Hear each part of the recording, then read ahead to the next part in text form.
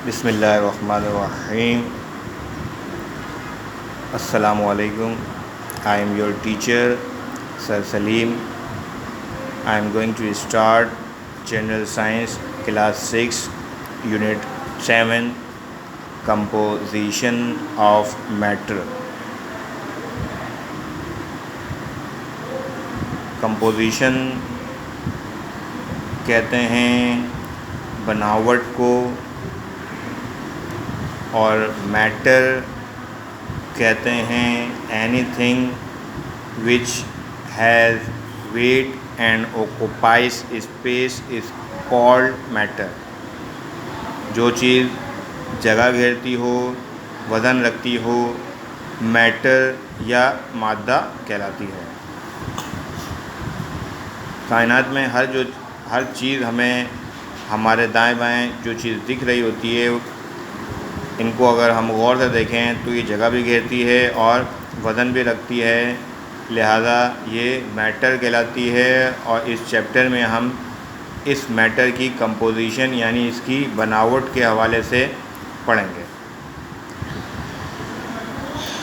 Composition के बाद हमारे पास जब मैटर की हम बात करते हैं तो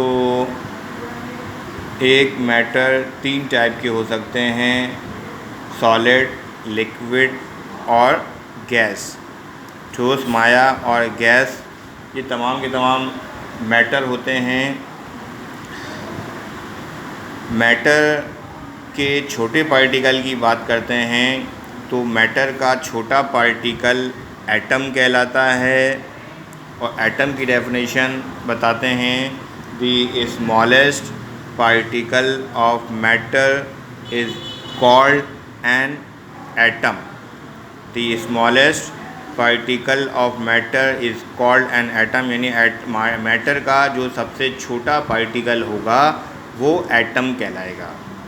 यानी matter anything which has wait in occupied space is called matter. और उस मैटर का छोटा पार्टिकल एटम। और एटम की हम बात करते हैं, एटम मज़ीद इसकी डिवीज़न करते हैं तो हमारे पास प्रोटॉन, न्यूट्रॉन और इलेक्ट्रॉन मिलते हैं। यानी एक एटम के अंदर प्रोटॉन, न्यूट्रॉन और इलेक्ट्रॉन पाए जाते हैं।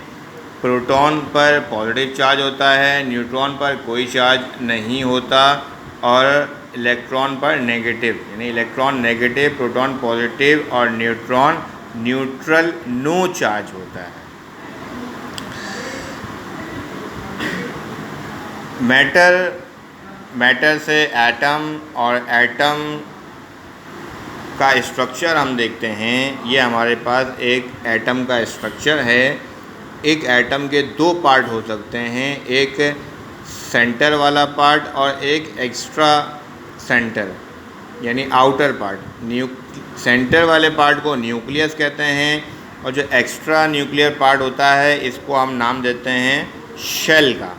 शेल भी कहते हैं और ऑर्बिट भी कहते हैं। न्यूक्लियस के अंदर प्रोटॉन एंड न्यूट्रॉन पाए जाते हैं और ये शेल में जो चीज़ पाए जाते हैं इसको हम कहते हैं इलेक्ट्रॉन्स।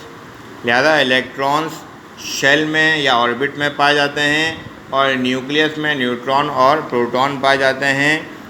ये इलेक्ट्रॉन शेल में जो पाए जाते हैं ये मुसलसल हालत हरकत में होते हैं और हर शेल में इसकी तादाद मुख्तलिफ होती है। ये फर्स्ट शेल है, ये सेकंड शेल है और ये थर्ड शेल है। पहले शेल में आप काउंट कर सकते हैं 2 इलेक्ट्रॉन आते हैं, दूसरे में 2, 2, 4, 2, 6 और 2, 8, दूसरे में 8 इलेक्ट्रॉन आते हैं, तीसरे में इलेक्ट्रॉनों की फिलिंग तकरीबन 18 के करीब या 18 के करीब होती है। नेक्स्ट इसको हमें ये मालूम करना कि इसमें नंबर ऑफ़ शेल में इलेक्ट्रॉन्स की तादाद की फिलिंग कैसे करेंगे, उसके लिए एक फार्मूला गिवन है जिसको हम कहते हैं 2n स्क्वायर। 2n स्क्वायर, इस फार्मूले की मदद से हम किसी भी शेल में इलेक्ट्रॉन्स की तादाद मालूम कर सकते हैं। यानी फर्स्ट शेल के अंदर हमें इलेक्ट्रॉन्स मालूम करना है तो n की जगह पर फर्स्ट आ जाएगा 1 का स्क्वायर निकालते हैं 1 ही रहेगा, मल्टीप्लाई 2 करेंगे तो 2 आ जाएगा। यानी पहले शेल में कितने इलेक्ट्रॉन? 2 इलेक्ट्रॉन। अगर सेकंड शेल के लिए मालूम करना हो तो n की जगह पर 2 रखा, 2 का स्क्वायर 4 और 4 मल्टीप्लाई 2 8। इसी तरीके से 3 नंबर ऑफ शेल है तो 3 का स्क्वायर 9 मल्टीप्लाई 2 18। यानी पहले शेल में 2 इलेक्ट्रॉन, दूसरे शेल में जो है वो दूसरे शेल में 8 इलेक्ट्रॉन, तीसरे में 18 इलेक्ट्रॉन। ये तरतीब होगी। नेक्स्ट हमारे पास है एटॉमिक नंबर। एटॉमिक नंबर की हम बात करते हैं। एटॉमिक नंबर किसी भी एटम में मौजूद जो इलेक्ट्रॉन या प्रोटॉन की तादाद होगी उसे एटॉमिक नंबर कहते हैं। The total number of electron और proton is known as atomic number. मिसाल के तौर पर हमारे पास एक एटम है जिसको हम नाम देते हैं इलेक्ट्रॉन का। सोडियम है हमारे पास।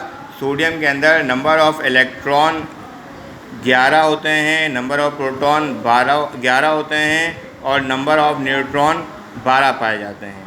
यानी एक एटम की अगर हम बात करते हैं तो एक एटम के अंदर 3 पॉसिबिलिटी है, यानी इलेक्ट्रॉन, प्रोटॉन और न्यूट्रॉन। इलेक्ट्रॉन और प्रोटॉन 11 होते हैं और न्यूट्रॉन की तादाद उसमें 12 पाई जाती है। तो हम इलेक्ट्रॉन या प्रोटॉन को कहते हैं एटॉमिक नंबर। लिहाजा 11 प्रोटॉन जो सोडियम के अंदर पाया जा रहा है वो 11 है, 11 इसका एटॉमिक नंबर होता है। इसी तरीके से इस चार्ट को अगर हम गौर से देखें, हमारे पास है हाइड्रोजन। हाइड्रोजन में प्रोटॉन की तादाद 1 है, यानी इसका atomic number 1। Helium proton 2, atomic number 2। Lithium proton 3, atomic number 3। Beryllium proton 4, atomic number 4। Boron proton 5, atomic number 5। Girls ये कि ये सारे चार्ट मौजूद है। ये जितने प्रोटॉन्स पाए जा रहे हैं हर एक एलिमेंट में, हर एक एटम के अंदर, ये सब के सब जो है प्रोटॉन्स एटॉमिक नंबर कहलाते हैं। दूसरा है हमारे पास प्रोटॉन मास नंबर, और मास नंबर कहते हैं the total sum of proton and neutron is called mass number. यानी इस लिस्ट में अगर हम देखते हैं कि मिसाल के तौर पर हाइड्रोजन एक प्रोटॉन और न्यूट्रॉन एक भी नहीं, तो इन दोनों को सम करते हैं 1 आता है, ये इसका मास नंबर कहलाएगा। इसी तरीके से मैग्नीशियम है Mg, इसको ज़ाहिर करते हैं Mg से, और मैग्नीशियम में प्रोटॉन 12 है और न्यूट्रॉन भी 12 होते हैं। 12 + 12 24 हो जाते हैं। 24 इसका मास नंबर है। तो यानी प्रोटॉन और न्यूट्रॉन की मजमूई तादाद को मास नंबर कहा जाता है। एक चीज़ और बताता चलो यहाँ पर कि ये आप देख रहे होंगे यहाँ पर सिंबल Na है। इसी तरीके से यहाँ पे ये चार्ट है। इस चार्ट के अंदर मुख्तलिफ़ एलिमेंट्स के नाम लिखे हुए हैं। ये सारे के सारे एलिमेंट्स हैं, इनके नाम हैं और इसके साथ साथ सिंबल्स हैं। यानी एलिमेंट्स को शॉर्टकट शो करने का तरीक़ेकार, ज़ाहिर करने का तरीक़ेकार सिंबल कहलाता है। The shortened form of name of an element is called symbol. Next हमारे पास है elements. Elements basically all element is a substance that is made of only one kind of atom. यानी ऐसा सब्सटेंस जिसमें तमाम के तमाम एटम एक जैसे ही होते हों, एलिमेंट कहलाते हैं। यानी सोडियम की अगर हम बात करते हैं और सोडियम के मेटल की बात करते हैं, सोडियम का एलिमेंट हमारे पास मौजूद है। सोडियम के एलिमेंट में हम किसी भी हिस्से से कोई एटम चेक करते हैं तो वो सिर्फ़ और सिर्फ उसके सोडियम के ही एटम होंगे, किसी और दूसरे सब्सटेंस के एटम की पॉसिबिलिटी नहीं होगी। जैसे कार्बन है, मरकरी है, आयरन है, कॉपर है, जितने भी एलिमेंट्स होंगे उसमें किसी भी हिस्से से कोई एटम चेक किया जाएगा तो उसी एलिमेंट का उसमें इसकी पॉसिबिलिटी मौजूद होगी। नेक्स्ट है आइसोटोप्स। आइसोटोप्स कहते हैं कि the atomic numbers are same but they differ from the atomic masses. This is called isotopes. यानी आइसोटोप्स में एटॉमिक नंबर एक जैसे होते हैं, एक ही एलिमेंट के एटॉमिक नंबर एक जैसे होंगे और एटॉमिक मास डिफरेंट होंगे उसे उस एलिमेंट का आइसोटोप्स या हमजा कहते हैं। मिसाल के तौर पर क्लोरीन है, ये बहुत से सारे एलिमेंट्स में तो नहीं लेकिन बहुत से एलिमेंट्स के अंदर पाया जाता है। Chlorine atomic number 17, atomic mass 35.5 या 35, तो ये क्लोरीन के अंदर एटॉमिक नंबर 17 और 35 है। इसी तरीके से बाद क्लोरीन ऐसे भी हमें मिलते हैं कि एटॉमिक नंबर 17 और एटॉमिक मास 37 होते हैं, यानी इनके एटॉमिक मासेस में डिफरेंस पाया जा रहा है लेकिन एटॉमिक नंबर क्या होंगे, सेम होंगे। कार्बन है, कार्बन के 3 आइसोटोप्स हैं, atomic number 6, atomic mass 12, atomic number 6, atomic mass 13, atomic number 6, atomic mass 14, यानी एक ही एटम मौजूद है, एक ही एलिमेंट है लेकिन इसके डिफरेंट एटॉमिक मासेस पाए जा रहे हैं और एटॉमिक नंबर्स जो हैं उसके सेम हैं। इसे हम क्या कहते हैं, आइसोटोप्स कहते हैं। तो वाया डेफिनेशन एक्सप्लेन करेंगे कि when atomic numbers are same but they differ from atomic masses is called isotopes. Next है uses of radiation. Uses of radiation, radiation हमें आते कहाँ से हैं, बाद एलिमेंट्स ऐसे होते हैं जो रेडियो एक्टिव एलिमेंट्स होते हैं। Radioactive elements are those elements which emits radiation, यानी ऐसे एलिमेंट जिसमें से रेडिएशन निकलती हों उनको रेडियो एक्टिव एलिमेंट्स कहते हैं। और ये रेडिएशन हम मुख्तलिफ मकसद के लिए इस्तेमाल करते हैं, जैसे कि डॉक्टर्स मुख्तलिफ ऑपरेशंस में इस्तेमाल कर रहे होते हैं, कैंसर की डिजीज़ में इस्तेमाल कर रहे होते हैं। इसके अलावा ये रेडियो एक्टिव जो है रेज़ या सब्सटेंस जो है मुख्तलिफ तरह के ऑयल्स के हवाले से उसको चेक करने के लिए भी हम इस्तेमाल करते हैं। नेक्स्ट हमारे पास टॉपिक है वैलेंसी। वैलेंसी कहते हैं the ability of an atom to combine with another atom is called valency, यानी एक एलिमेंट का या एक एटम की दूसरे एटम के साथ मिलने की इस्तिताअत को वैलेंसी कहते हैं।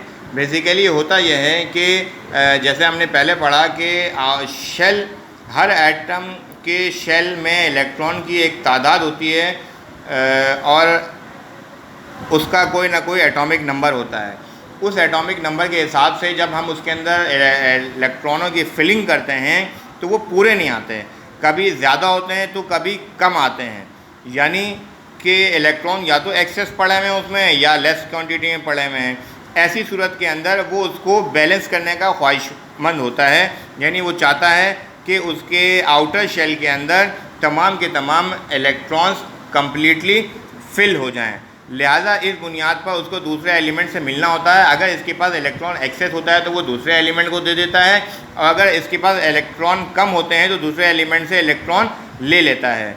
जिस वक्त इलेक्ट्रॉन लेता है उस वक्त उसके ऊपर चार्ज नेगेटिव आ जाता है, और जिस वक्त इलेक्ट्रॉन देता है उस वक्त उस पर चार्ज पॉजिटिव आ जाता है। ये इलेक्ट्रॉन लेने या देने का सिलसिला +1, +2, +3, +4 होते हैं, और लेने का सिलसिला -1, -2, -3, -4 तक होते हैं।